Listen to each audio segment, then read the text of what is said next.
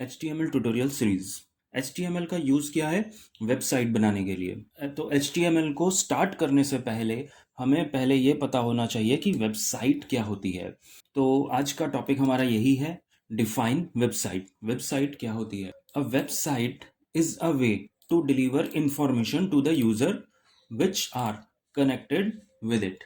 Website एक तरीका है इंफॉर्मेशन को डिलीवर करने के लिए। अगर आपको कोई वेब इंफॉर्मेशन प्रोवाइड करनी है तो आप एक वेबसाइट बनाएंगे और हर यूज़र जो उससे कनेक्ट है वो उसको एक्सेस कर पाएगा। तो जैसे कि मैंने एक वेबसाइट बनाई हुई है ankitweblogicom। ये क्यों बनाई हुई है? जो भी मेरे ट्यूटोरियल्स हैं, जो भी मेरे पास इंफॉर्मेशन है, वो मुझे अगर दूसरे को प्रोवाइड करनी है तो उसके लिए मैंने ये वेबसाइट में वो इंफॉर्मेशन डाल रखी है, और जो यूज़र उससे कनेक्ट है इंटरनेट के थ्रू वो उसको रीड कर पाएगा। द कंटेंट, जो वेबसाइट का कंटेंट होता है वो कहाँ पे स्टोर करते हैं? Store in a place called web server. एक जगह स्टोर होगा, उस प्लेस को बोलते हैं वेब सर्वर। वेब सर्वर, जब भी हम कोई वेबसाइट को ऑनलाइन करते हैं तो हमें दो चीज़ें लेनी होती है, नेम एंड स्पेस। नेम मतलब आपकी वेबसाइट का नाम, एंड स्पेस मीन्स सर्वर का स्पेस जिसमें कि हम वेबसाइट को अपलोड करेंगे। जब हम वेबसाइट की इंफॉर्मेशन को सर्वर में डालते हैं तो उसको बोलते हैं अपलोड, और सर्वर से कोई इंफॉर्मेशन लेते हैं तो वो होती है downloading. Indicating a single domain, her website का एक डोमेन भी होगा यानी कि वेबसाइट का नाम, और उस डोमेन को बोलते हैं URL, uniform resource locator. Uniform का मतलब हो गया यूनिकली होगा। अगर मैंने एक नाम ले रखा है वेबसाइट का तो उस नाम से आप अपनी वेबसाइट नहीं बना सकते। www.google.com ऑलरेडी टेकन है, पहले से ही बना हुआ है, तो उस नाम से हम वेबसाइट नहीं बना सकते। तो वो यूनिफॉर्म हो गया, आपको अपनी वेबसाइट का नाम अलग रखना होगा। और यूनिवर्सल भी है। यूनिवर्सल मतलब वर्ल्ड वाइड आपकी वेबसाइट एक्सेसिबल होगी। डजेंट मैटर कि आपने डॉट इन लिया हुआ है या डॉट कॉम लिया है। तो होता क्या है, यूजर सेंड अ रिक्वेस्ट। जो यूजर मेरी वेबसाइट को यूज कर रहा है वो क्या करेगा, एक रिक्वेस्ट भेजेगा सर्वर को वाया प्रोटोकॉल। कौन सा प्रोटोकॉल है? HTTPS। हर वेबसाइट से पहले HTTPS प्रोटोकॉल तो होगा ही होगा। ये क्या है? Hyper text transfer protocol. Information को ट्रांसफर करने के लिए यूज होता है। यूजर रिक्वेस्ट भेजेगा और सर्वर उसको रिस्पॉन्स देगा। This response is a file. तो जो सर्वर ने रिस्पॉन्स दिया है वो एक फाइल होगा, यानी कि एक पेज होगा जिसको हम वेब पेज बोल रहे हैं।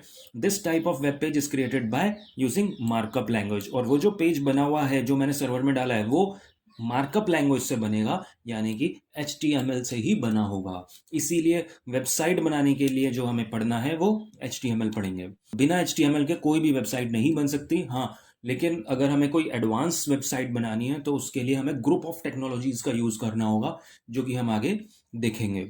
विच holds the information in the form of text. उस पेज पे क्या होगा? टेक्स्ट तो होगा ही होगा, साथ में इमेजेस भी हो सकती हैं, एनिमेशंस, लिंक्स, ऑडियो, वीडियो, ये सारी चीजें एक पेज पे हो सकती है। और ये सारी इंफॉर्मेशन हमें सर्वर के थ्रू HTTPS प्रोटोकॉल के थ्रू यूजर को दिखेगी उसके ब्राउजर पर। So one line definition of website is a website is a collection of web pages। एक वेबसाइट कलेक्शन है पेजेस का। जो हमारी एक पेज है, जैसे कि ये जो पेज है डिफाइन वेबसाइट का, ये एक पेज है। यहाँ पे कई सारे पेजेस मैंने बनाए हुए हैं, अलग अलग टॉपिक के एक अलग अलग पेजेस हैं। तो एक वेबसाइट में कई सारे पेजेस होंगे। तो a website is a collection of web pages which delivers information to user, जो कि इंफॉर्मेशन देती है यूजर को from the web server over the network. लेकिन आपको इंटरनेट से तो कनेक्ट होना ही पड़ेगा उस इंफॉर्मेशन को एक्सेस करने के लिए। जब हम वेबसाइट की बात करते हैं तो generally websites is divided into two categories. कौन कौन सी कैटेगरीज हैं वो? Static as well as dynamic. तो वेबसाइट कॉम्प्लेक्स वेबसाइट भी हो सकती है और सिंपल वेबसाइट भी हो सकती है। तो यहाँ पे अभी हमने दो पार्ट्स में डिवाइड किया हुआ है वेबसाइट को, static as well as dynamic. तो स्टैटिक क्या होती है? Static website contain fixed number of pages and format. जो स्टैटिक वेबसाइट होती है उसके अंदर पेजेस फिक्स्ड होते हैं, मतलब यूज़र के पास अथॉरिटी नहीं होती उस पेज को क्रिएट करने की, उसका फॉर्मेटिंग, डिज़ाइन चेंज करने की। वो क्या करेगी? सिर्फ इंफॉर्मेशन को डिलीवर करती है। जो इंफॉर्मेशन यहाँ पे लिखी है, जैसे कि ये एक साइट है ट्यूटोरियल की, इसमें आप इंफॉर्मेशन पढ़ तो सकते हो लेकिन इसको चेंज नहीं कर सकते, इसका कलर चेंज नहीं कर सकते। जो मैंने कलर लगाया है वो ही रहेगा, चेंज नहीं हो पाएगा यूज़र एंड से। जो प्रोग्रामर है, जो जिसने वेबसाइट बनाई है वो अपनी कोडिंग की हेल्प से उसको चेंज कर पाएगा। User can not change the content of the website while page is running on the web browser. User के ब्राउजर पे जब वो रन हो रहा है तो वो उसको चेंज नहीं कर सकता। This kind of website is created using HTML CSS technology. तो इसके लिए जो टेक्नोलॉजी यूज होती है वो केवल HTML और CSS यूज होती है। सिंपल वेबसाइट है, सिंपल टेक्नोलॉजीज यूज होती हैं। एग्जाम्पल क्या है स्टैटिक वेबसाइट का? इंफॉर्मेटिव वेबसाइट जो कि इंफॉर्मेशन प्रोवाइड करने के लिए होती है।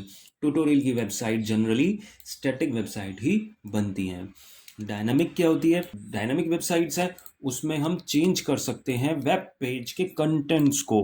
और जब पेज रन हो रहा है, वेबसाइट हमारी रन हो रही है, तो ब्राउजर पे हम तब भी उसके कंटेंट्स को चेंज कर सकते हैं। This kind of website is created using any client side scripting language. तो इसके लिए हमें टेक्नोलॉजी एक्स्ट्रा चाहिए।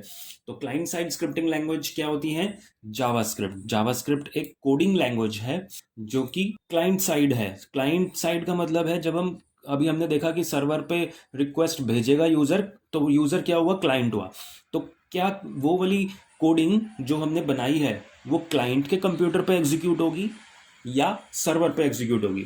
तो वो डिपेंड करता है which type of technology, which type of scripting language we have used. अगर हमने जावास्क्रिप्ट यूज करी है तो वो क्लाइंट के कंप्यूटर पे एग्जीक्यूट होगी। अगर हमने कोई server side scripting language use करी है जैसे कि PHP, ASP, JSP, ये सारी सर्वर साइड स्क्रिप्टिंग लैंग्वेज हैं, तो इनमें से जो भी हमने कोडिंग करी है वो सर्वर पे एग्जीक्यूशन होगी। ASP माइक्रोसॉफ्ट की है, PHP अपाचे सर्वर पे चलती है, ASP विंडो सर्वर पे माइक्रोसॉफ्ट की टेक्नोलॉजी है ये, और GSP जावा की टेक्नोलॉजी है। Client side scripting language is use to prepare dynamic design. तो क्लाइंट साइड का मेन रोल क्या होता है? डिजाइन क्रिएट करना डायनामिकली, जो कि कलर वगैरह थीम्स हमने देखे हैं कई वेबसाइट्स में, dark mode, light mode theme होता है, तो उसको हम चेंज कर सकते हैं डायनामिक वेबसाइट्स में। हैंडलिंग इवेंट्स, यूज़र की इवेंट्स पे हैंडल करता है। जैसे कि हमने यहाँ पे कुछ क्लिक करा तो वो हाइड हो गया, शो हो गया, या फिर क्लिक कर रहे हैं कोई एनिमेशन सर्चिंग के लिए आ गया, कोई भी हम ऐसा यूज़ कर रहे हैं, क्लिक करके इफेक्ट दे रहे हैं, तो ये सारी चीज़ें डायनामिक में आती हैं। And server side scripting language is use to manage session and cookies. जब हम वेबसाइट में लॉगिन रजिस्ट्रेशन का कंसेप्ट बनाते हैं तो वो हैंडल करने के लिए हम सेशन और कुकीज का भी यूज करते हैं। डेटा को स्टोर और रिट्रीव करने के लिए डेटाबेस में से, वो भी डायनामिक वेबसाइट में ही पॉसिबल है। तो डायनामिक वेबसाइट के क्या क्या एग्जाम्पल हैं? ई कॉमर्स वेबसाइट डायनामिक होती हैं। ऑनलाइन फॉर्म एप्लीकेशंस, जिस अगर हमें कोई ऐसी वेबसाइट बनानी है जिसमें कि हम एप्लीकेशन को यूजर से फिल करवाना चाह रहे हैं तो वो भी डायनामिक साइट में ही पॉसिबल है। Job portal site, social networking site, ये सारी डायनामिक ही हैं। सोशल नेटवर्किंग साइट्स में हम अपना खुद का पेज बनाते हैं, यानी कि पेज क्रिएट कर सकते हैं, थीम्स चेंज कर सकते हैं, कमेंट्स कर सकते हैं। ये सारी फंक्शनैलिटी डायनामिक वेबसाइट में ही आती हैं। तो अभी हमने स्टैटिक और डायनामिक वेबसाइट के बारे में पढ़ा, लेकिन दोनों में डिफरेंस क्या है वो देखते हैं। तो static website contain fixed number of pages, जैसे कि हमने पढ़ा कि इसके अंदर नंबर ऑफ पेजेस फिक्स्ड होते हैं, we can not create it dynamically. लेकिन डायनामिक वेबसाइट में page creation can be possible. Themes और कंटेंट को चेंज नहीं कर सकते स्टैटिक वेबसाइट में, लेकिन डायनामिक वेबसाइट में थीम और कंटेंट्स को चेंज कर सकते हैं। स्टैटिक वेबसाइट का एक एडवांटेज है कि ये लोड होती है क्विकली, क्योंकि टेक्नोलॉजीज भी ज़्यादा यूज़ नहीं होती, कोड भी लाइट ही होता है, तो वो पेज लाइट बनता है और जल्दी लोड होता है क्लाइंट के ब्राउज़र में। लेकिन डायनामिक साइट में कई सारी टेक्नोलॉजीज हमने यूज़ की होती हैं, तो वो पेज हैवी होता है as compare to static page. Static sites never use database connectivity. Database connectivity static sites में भी पॉसिबल नहीं है, वो भी डायनामिक साइट में ही पॉसिबल है। स्टैटिक वेबसाइट डायरेक्टली रन और ब्राउजर, तो स्टैटिक साइट ब्राउजर में रन होती है and does not need any server application language. कोई अलग से सर्वर नहीं चाहिए, जैसे कि हमने अभी सर्वर साइड स्क्रिप्टिंग लैंग्वेज देखी थी, PHP, ASP, JSP, पाइथन, और भी कई सारी लैंग्वेजेस हैं, जो ज़्यादा पॉपुलर हैं वो यही है। तो इन सारी लैंग्वेजेस के लिए हमें सर्वर को इंस्टॉल करना होता है अपने कंप्यूटर के अंदर, तभी वो रन हो पाएंगी। Static website are easy to develop. Static site बनाना बहुत इजी है। A bit of experienced people, जो जिसको ज़्यादा एक्सपीरियंस नहीं भी है वो भी स्टैटिक वेबसाइट बना सकता है। लेकिन dynamic website not easy to develop, easy नहीं होती, और इसके लिए एक्सपीरियंस चाहिए होता है। टेस्टिंग और सिक्योरिटी मेंटेन करने के लिए पूरी नॉलेज होनी चाहिए डायनामिक वेबसाइट बनाने के लिए।